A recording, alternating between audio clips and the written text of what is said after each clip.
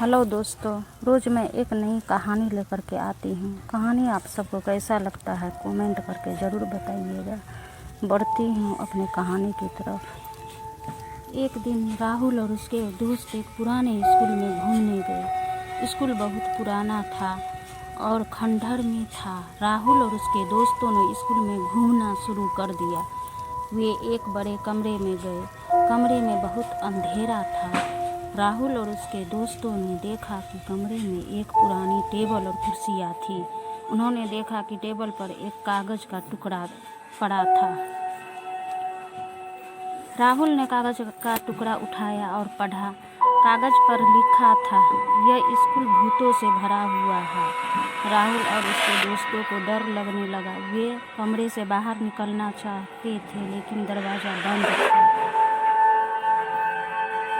उन्होंने दरवाज़ा खोलने की कोशिश की, लेकिन दरवाज़ा नहीं खुला। डर के मारे वे सब चिल्लाने लगे, लेकिन कोई सुन नहीं रहा था। वे कमरे में फंस गए थे और डर से कांप रहे थे। अचानक उन्होंने एक आवाज़ सुनी। आवाज़ किसी महिला की थी। वो महिला रो रही थी। राहुल और उसके दोस्तों ने देखा कि कमरे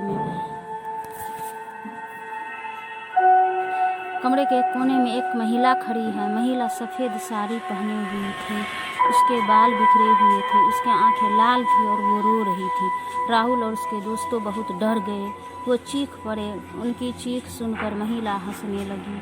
महिला ने कहा, तुम सभी मेरे भूत के स्कूल में आए हो। अब तुम यहाँ से नहीं जा सकते। राहुल और उसके दोस्त को बहुत डर लग रहा था। वे नहीं जानते थे कि आगे क्या करना है। अचानक दरवाज़ा खुल गया। राहुल और उसके दोस्त तुरंत बाहर निकले और वे बहुत ही खुश थे कि वे उस भूतिया स्कूल से बाहर आ गए। उनकी जान बच गई थी, इसीलिए वो लोग बहुत खुश थे। साथ ही उन्होंने यह सीख लिया कि भूत के साथ मजाक करने का नतीजा क्या हो सकता है। उन्होंने फिर कभी भी उस स्कूल में कदम नहीं रखा और उनके लिए वह उस रात उसकी ज़िंदगी की आखिरी रात हो सकती थी।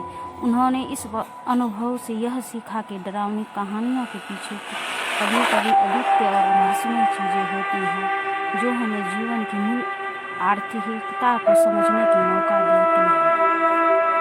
राहुल और उसके दोस्तों के इस अनोखे अनुभव के बाद वे न ही सिर्फ भूतों के प्रति आगाह हुए, बल्कि उन्होंने यह भी समझ लिया कि जीवन में अन्य चीज़ों के साथ भी सतर्क रहना बहुत ही महत्वपूर्ण है।